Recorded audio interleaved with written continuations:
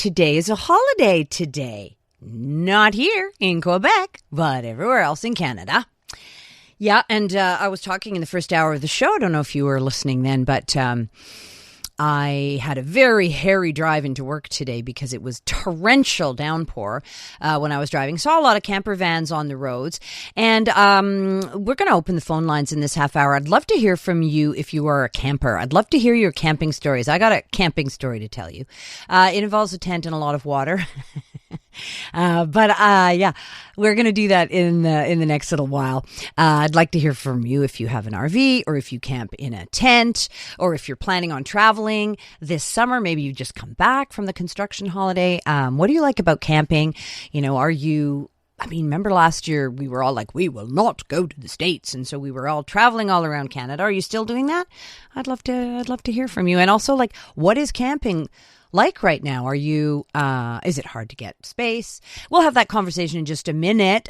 First though, I have to admit that I've been looking at RVs and wondering if I should make the move and just drive across the country. Well, Michael McNaught is the co-founder and CEO of RVezy, and he joins us on the line. Hello. How are you this afternoon? I'm good. How are you? I'm doing very well. Thanks for having me today. It's a pleasure. So here's the question, right? So is taking an RV really camping, Michael? Well, I guess it depends on who you ask. And that's where I like to kind of, I'm trying to change a bit of the narrative, because to me, there's many different modes of camping. You know, personally, I grew up being a canoe guide in Northern Ontario, and that's certainly an element of camping. And getting married, I kind of had to make some concessions, and getting an RV was the middle ground that we decided on. But even the RV, a lot of people think RVing and think camping, and they're thinking provincial parks out in the middle of the woods. Yes. I can tell you, I've had some incredible experiences that are totally different. Like just what? The other week, actually, about an hour from Montreal, there's a campground, Havana Club Camping. It legitimately feels like a Cuban all-inclusive resort. Oh, come on. Cuban entertainment, swim-up pool, all the food you can imagine, but you stay in an RV on location. Right. I love themed RV resorts, right? That place is your vacation. And I'd say especially this summer with, again, the strange economic times we live in, certainly a very, very affordable vacation for the families. I'm having a hard time, and I'm wondering if you are, of me picturing you being a canoe guide in the north, and then now your favorite thing is themed RV parks. Well, you know what? It only took me about 19 years, but I did get my wife out into a canoe for a week, so it did come around. But certainly the RVing part has really grown on me, and I've done drive-in movie theaters in the back of a motorhome. I've parked at the Rogers Center and watched Blue Jays games. It's not just camping in the woods. Is kind of what I'm trying to tell people about, is that there's so much more you can do from an RV. And whether that's a motorhome, something that you're driving, or a trailer, and this is the other piece people don't think, it's not very intuitive, but with our service, right, we're peer-to-peer RV rentals, so you're renting directly from an RV owner, right, but they will offer to deliver it and set it up directly at your campground. So you don't even need to tow it. Mm-hmm. You just roll up. I've done a motorcycle trip where you have an RV delivered and you take your motorcycle to the campground. There's just so many more things available to camping than what is kind of traditionally thought of for RVing. Oh, that's cool, having it delivered. So one of the things that I'm wondering about is, so my son worked in Whistler for a while, and he had a bunch of friends who were from all over the place, and two of them are doing a journey across Canada right now in a, it's like a Dodge van or something that's been reconfigured. But they had some trouble, certainly in Montreal, like parking overnight. So I wonder, are there limitations? Like you've been talking about mostly campgrounds. Are you limited to campgrounds, or, well, you did say the Rogers Center you could go to. Yeah, well, there generally are some municipal restrictions. Certainly many people are aware of, Walmart certainly welcomes a lot of people into their parking lots overnight. But there are places to do your boondocking and kind of city camping. certainly in a much larger RV makes it much more challenging. But campgrounds, they're also fairly affordable. You'll find many of them around, a $40 a night type stay. But there are other options. I would certainly also encourage people to, sometimes it's nice to have a warm shower, and using some of those facilities at the campgrounds is kind of nice, especially if you're driving across the country in a Dodge Caravan. But there are options. You certainly can do that. And again, it's just another aspect of RVing. Like there's so many different ways of doing it. So what are some of the things that you should think about if you're thinking of buying or renting an RV? What I always encourage people to do, especially if it's your first time, is just keep it simple.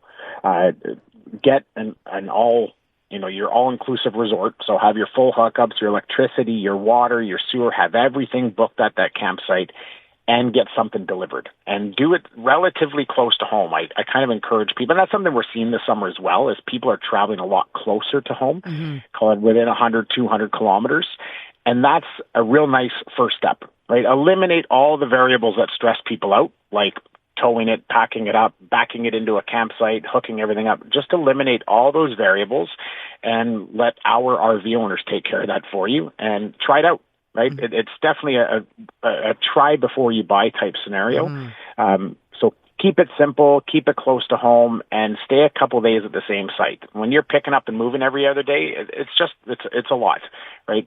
Try to have that really enjoyable first experience. So you wouldn't recommend just like getting an RV and driving across the country. You need to do a couple of test drives first.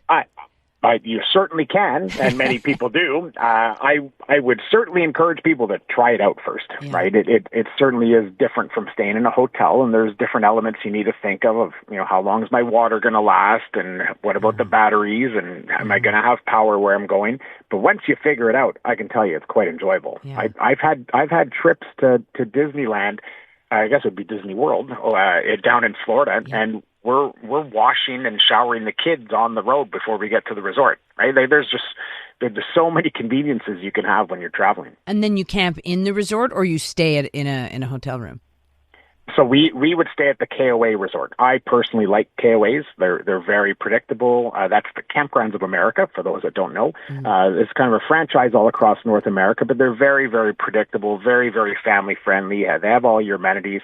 And then we would actually take the RV and drive over to Disney World with the RV and park it there for the day. What about pets? Are you allowed to bring pets? So for us, because they are individual RV owners, everybody sets their own rules. But I would say 80% plus of our RV owners do allow pets. A lot of us have pets, right? I travel everywhere with my dog, so I certainly would encourage others using my RV to bring their own pets. So I'd say it's all on an individual basis, but for the most part, people are pretty welcoming. And I'm just curious, I want to circle back to the themed parks. You talked about the Havana Park. Is this, I did not even know that was a thing. So what can you tell me about those? And that's what I mean. There's so many of these places all across Canada, themed RV parks.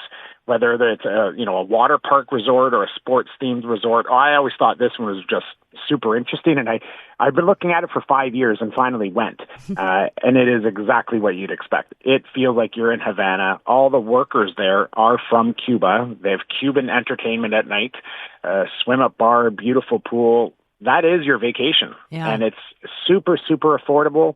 And you just stay in your RV at night and enjoy Havana in Quebec. Okay.